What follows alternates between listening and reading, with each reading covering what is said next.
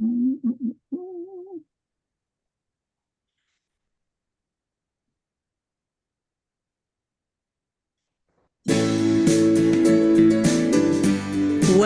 to the Sacred Success Summit, where you access the secrets to sacred success and become even more of the goddess you've always known you were.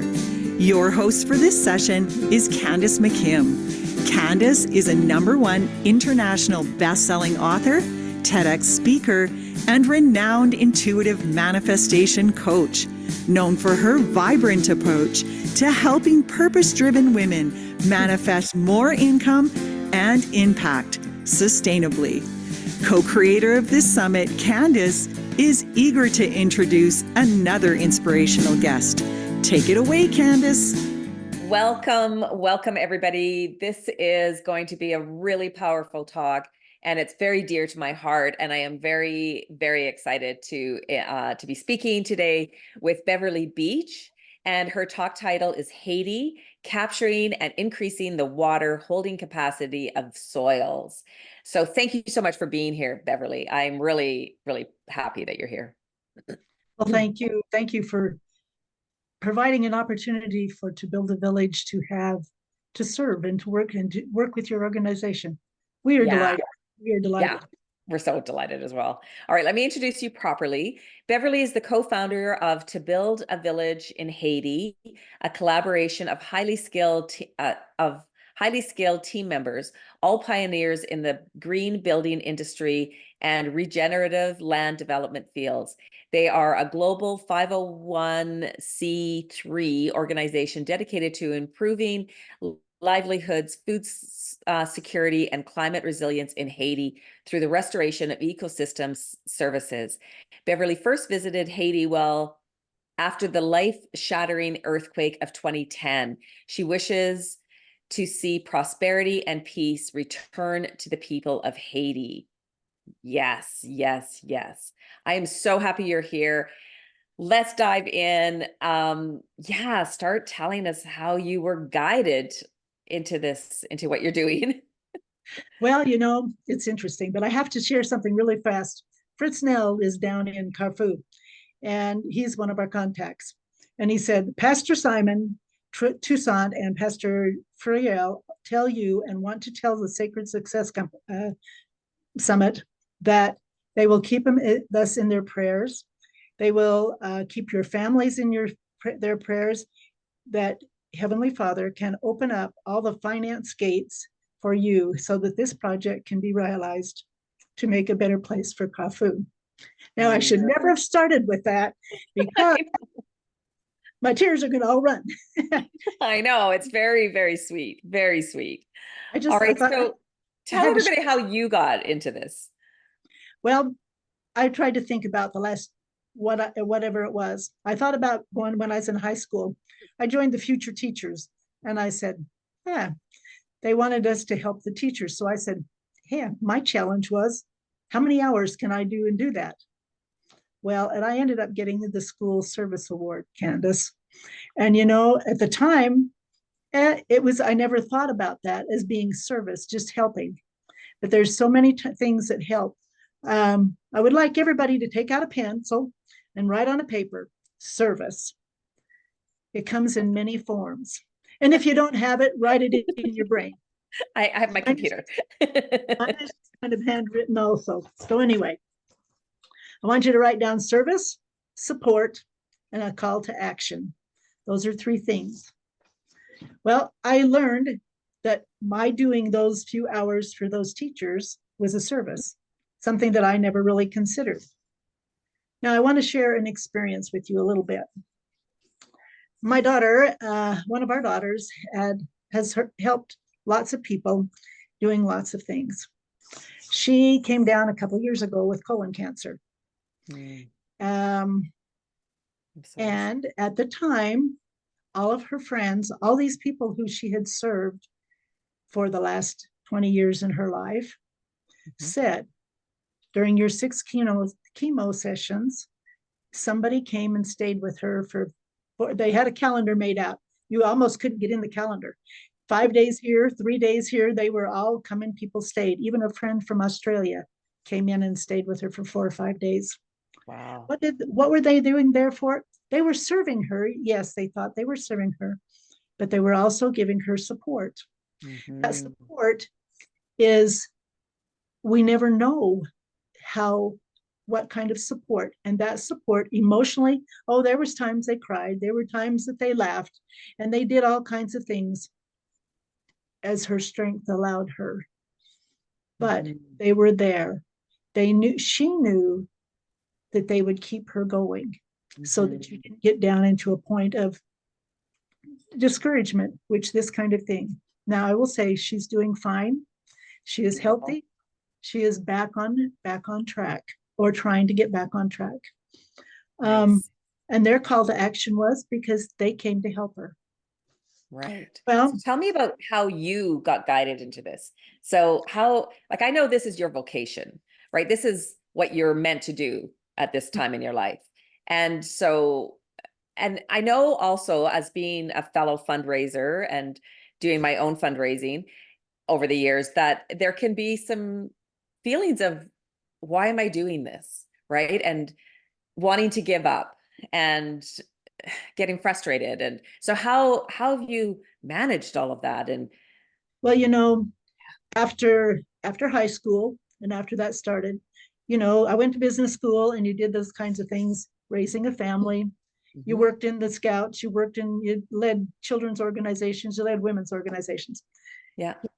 Then you said a call to action. I worked in construction. We had a construction company because my boys were the last boys. So I wanted them to work. Our kids all had to work. And through that, I knew I could build a house. And when the earthquake hit, I knew families needed more than just a house. What had we done with our family? We had provided jobs. We had provided a home. They had a safe place to live, Mhm. and all the things that Haitian families want also.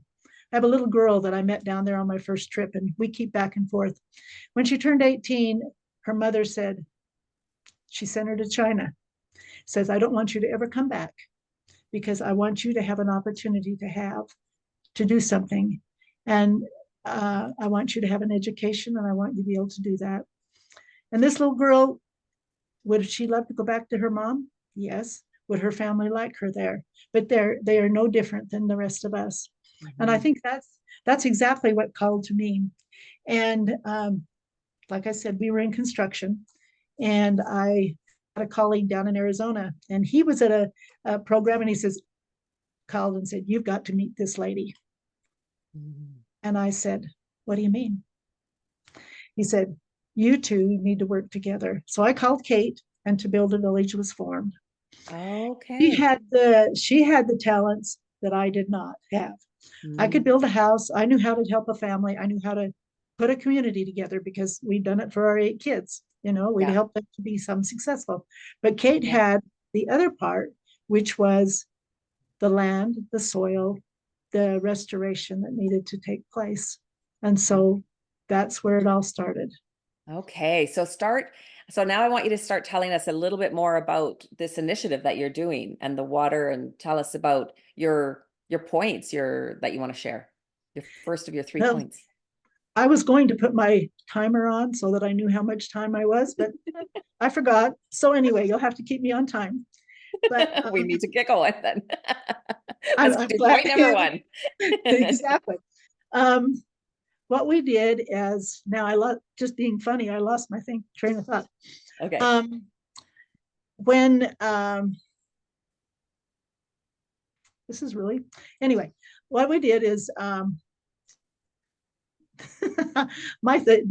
thought when I shouldn't have been that way. Um, the water initiative. What is the Yeah. most important thing that we need in our life? How long can you live without water? And especially with clean water. With Haiti, you would think that it's been 14 years since the earthquake. Mhm. Well, everything should be back on par. Well, did you know that Haiti used to be the pearl of the Caribbean? It was number one on the exporting. It exported food to all of nations. They were a big exporter. But through the earthquake of 2010, and even in their past political problems with leaders who became very defiant. And as we were reading some of this, the Haitian people were really put down. Every time they've tried to come up, whether it's political or economical, has destroyed them. Mm-hmm. And so they're trying to lift up right now, and that's what they would like to do. And so people have taken on, even with the 2010 earthquake, you would have thought that as much money went pouring into the community, Mm-hmm. that it would be back on track. Well, it's not. Mm-hmm. But, and the biggest reason why is because the immediate needs were so great that people fed, to keep a tent, all those kinds of things required lots of money. So it was important that that money went. But to take them to the next step of back out of self-reliance was a very hard part to do. And many organizations, and just because it was so massive, taking it that next step. So the Haitians have done that on their. Okay, so the initial money that just went for the immediate needs, like here, Exactly. right? And then now this donation is going to help to rebuild, to get the water so that they can bring it into closer to their homes and not have to travel as much. Okay, that makes so much sense. Doesn't that, you just would not have thought that. And No. because in that time frame, there was lots of things going on. Yeah. And organizations took their own people in to do work, not allowing the Haitian people to take advantage of the economic benefit that should have come to them. Amazing. In other words, contractors in Haiti were not asked to do a job because people brought in their own people that knew what they were doing. Oh, so they weren't getting the work so that they could rebuild their own homes. Exactly. Okay, so I'm going to ask Sherry, could you drop the link now? We're going to, this is just so powerful, Beverly. So drop the link for donation.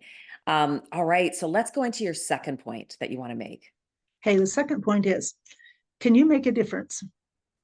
And first of all, what do you need?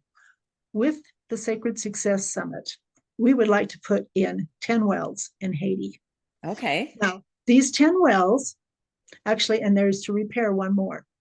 And our water initiative, which is to build contours and reforest and reconstruct those areas that have erosion in them.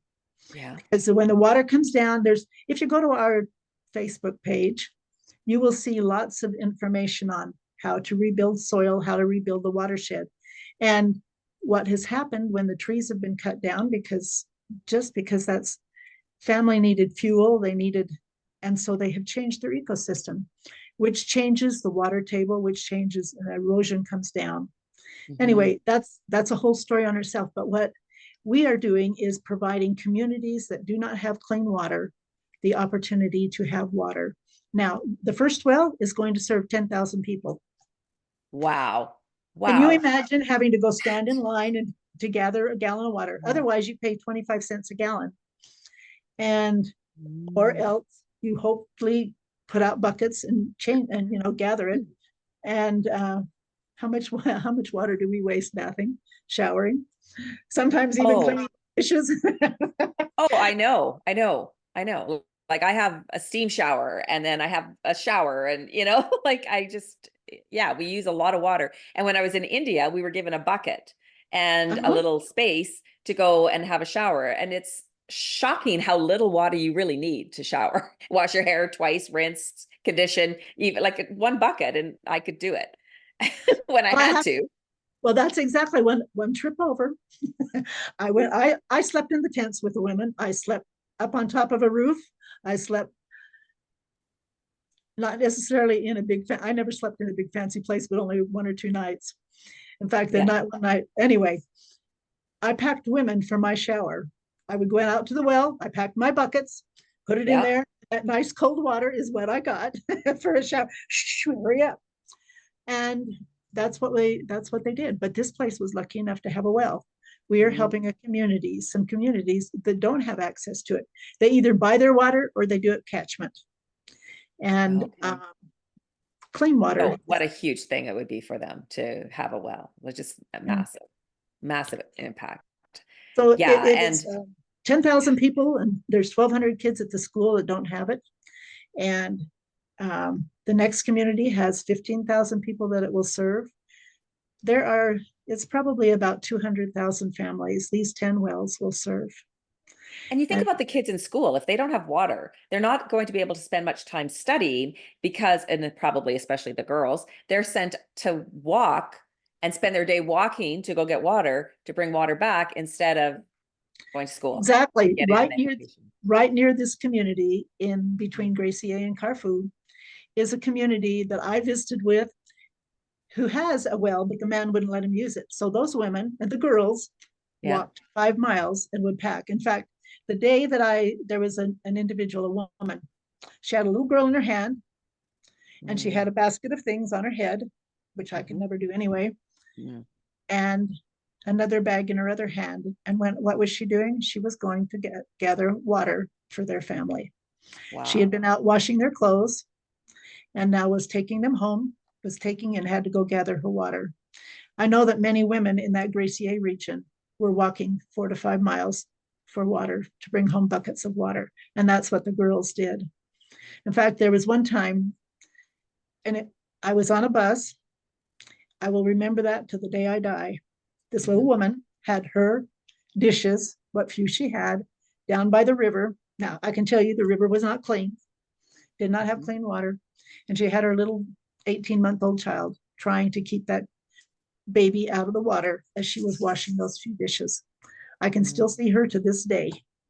And I just want you to think about that. If you had to be out if you've gone camping and you've washed your dishes in the river, hopefully you knew it was clean water. But anyway, it's that kind of thing that can make a difference. And I am so grateful to your summit. It's a sacred success, really. Yeah. Yes. Yeah. All right. Go to your next point so we don't run out of time. Share your next point with everybody. The last point is 10 wells. You will make a difference for 10,000 people. Haitians have been taken advantage of since 1692, when the French turned it over, from the Spanish turned it over to the French. Haiti was an exporter, a large exporter. And the slaves, they became slaves to the French people. When you hear the Pearl of the Caribbean, it's beautiful, it was wonderful, but it was at the expense of the Haitian people.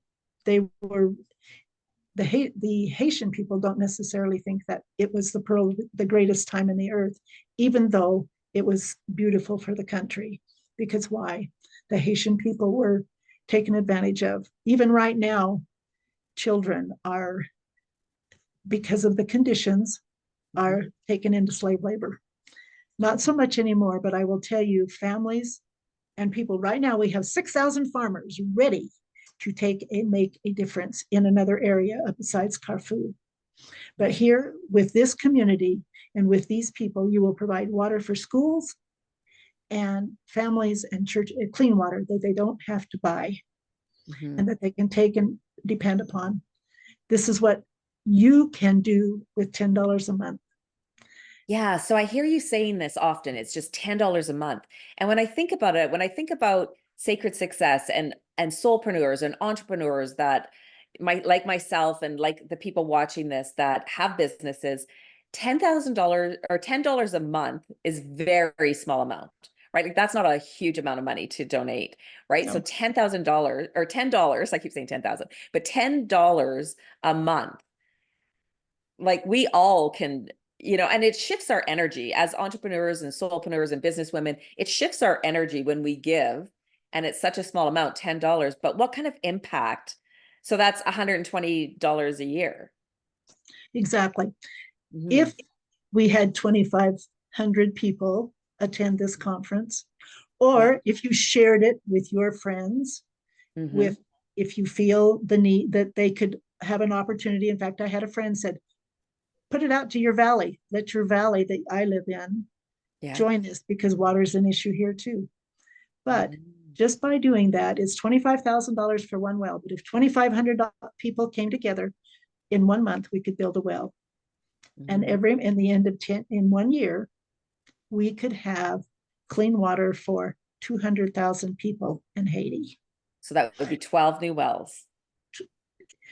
11 with repair, and then whatever else might need. Yeah. So 11, and that would provide water for how many people? 200,000. 200,000 people.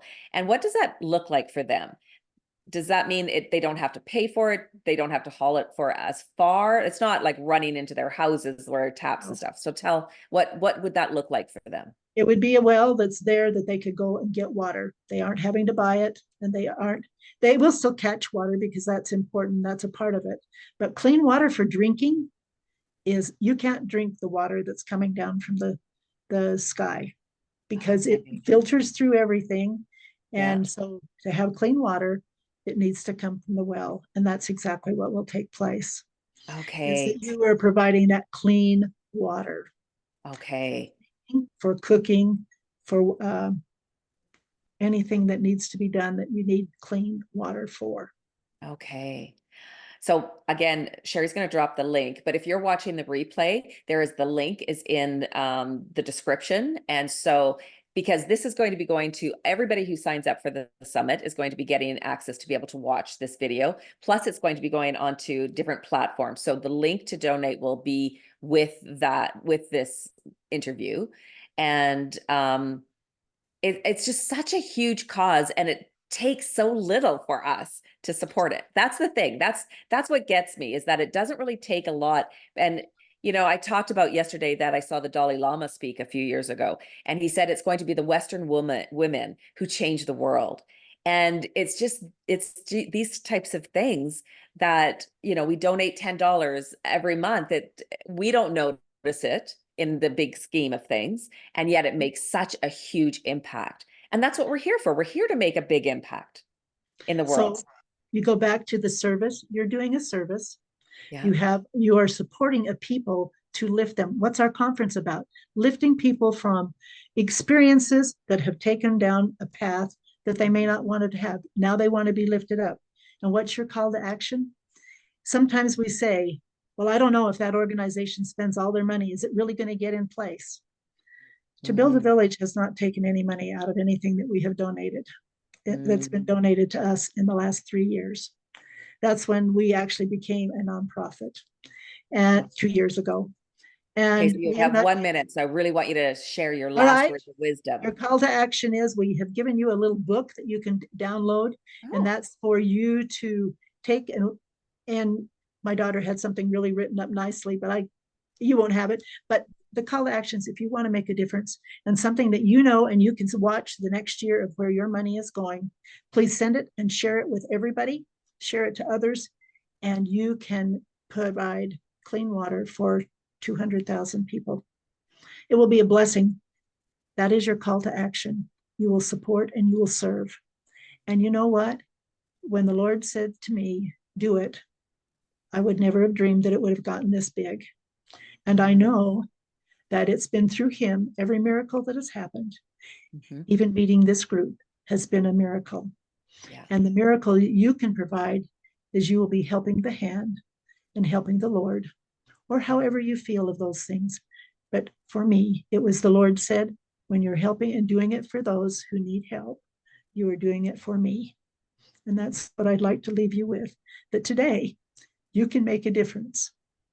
And you don't have to leave your house. With the click of a button, you can take and provide a very minimal amount. But if $25,000 is what it costs, we were 3% in last night.